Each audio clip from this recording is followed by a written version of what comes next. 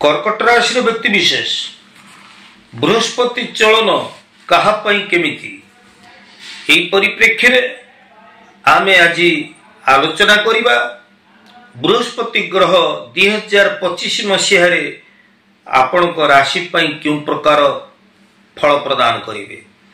बृहस्पति 2025 मसीह रे दुई थर निजर राशि परिवर्तन करी से 3 गुणा अधिक अतिचारी प्रभाव फल प्रदान करने को जाउछंती।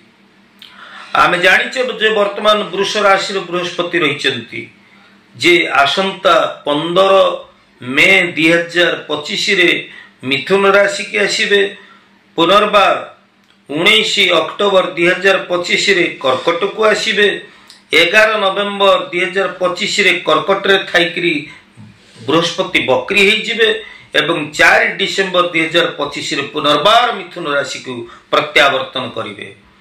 तेणु ए बृहस्पति ग्रह 2025 मसीह रे गोचरीय भ्रमणशील अवस्था गोटे राशि रु आ गोटे राशि को, कर्कट रु मिथुन को, मिथुन रु पुणी मिथुन रु कर्कट को, कर्कट रु पुनर्बार मिथुन को एई भली से दुई थर राशि परिवर्तन करिवे एवं 3 गुणा अधिक अतिचारी फल से हमको प्रदान करिवे। तेबे कर्कट राशि व्यक्ति विशेष आपण मानक मन रे प्रश्न आसुथिबो जे मो राशि पई बृहस्पति 2025 मसीह रे केमिति फल प्रदान करिवे, शुभ फल प्रदान करिवे ना अशुभ फल प्रदान करिवे।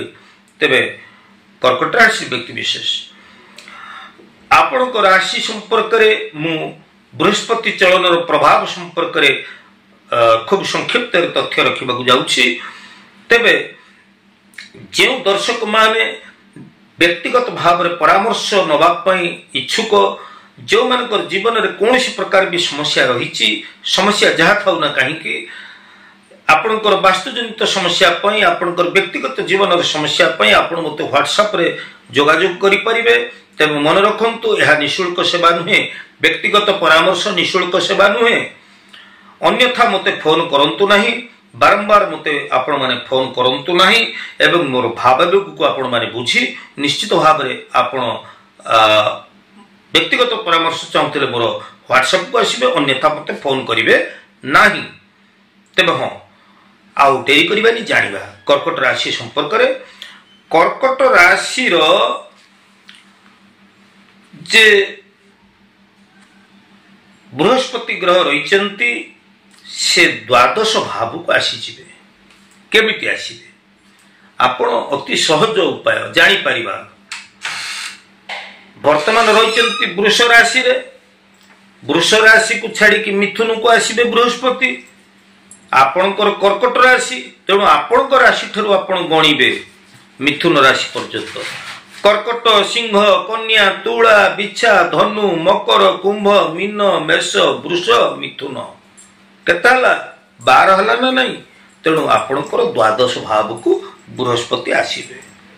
आपणकर राशि पई षष्ठ एवं नवम भावर मालिक ग्रह होचंती बृहस्पति, जे द्वादश भाव को आसी जाउछंती।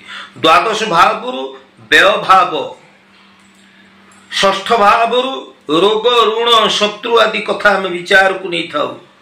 नवम भावरु आपणकर भाग्य एवं आपणकर धार्मिक भावना ये सब कथा हमें विचार को नहीं थाउ।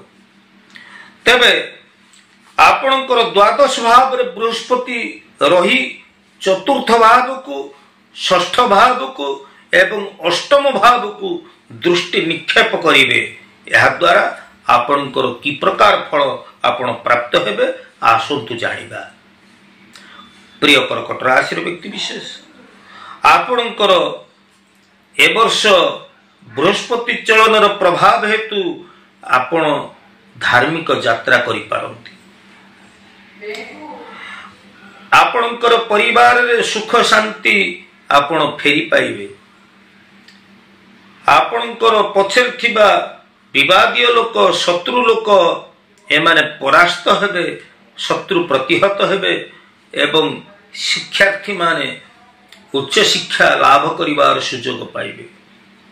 कौन सी धार्मिक कार्य आपण संपृक्त हो पारती, कौन सी तीर्थ स्थान को आपण भ्रमण करती, धार्मिक कार्य आध्यात्मिक कार्य आपण मनोनिवेश करेंगे।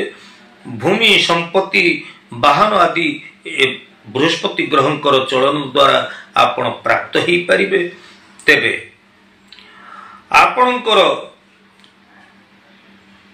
बृहस्पति ग्रह आपण को निश्चित भाव में शुभ फल प्रदान कराइबे। तेबे मन रखंतु आपणकर अक्टोबर रु 19 अक्टोबर 2025 रु 4 डिसेम्बर 2025 मध्य आपणकर बृहस्पति अत्यधिक से शुभ फल प्रदान करेंगे, जहा फल कि आपण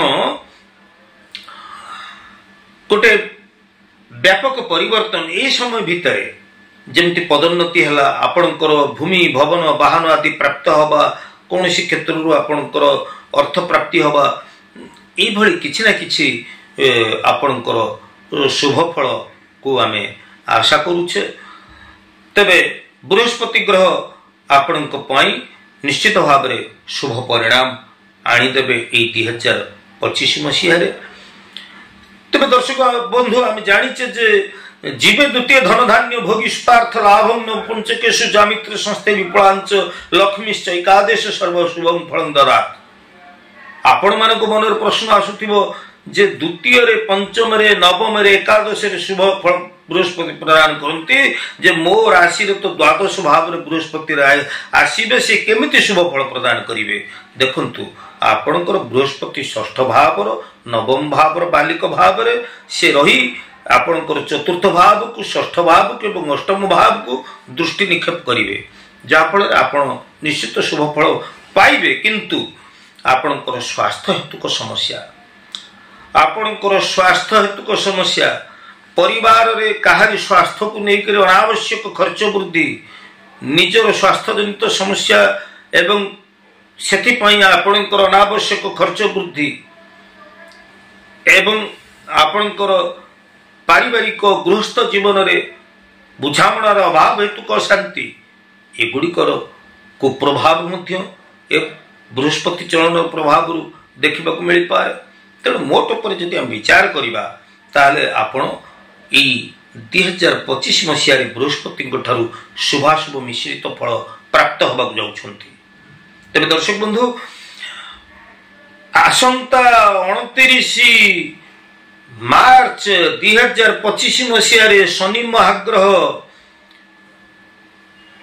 राशि परिवर्तन करने को जाउछंती। शनि ग्रहंकर प्रभाव द्वादश राशि उपरे केमती रहिबो ए संपर्क रे सविस्तृत तथ्य वीडियो गुड़िक आसीबो, ताको देखिबा को भूलिबे नहीं।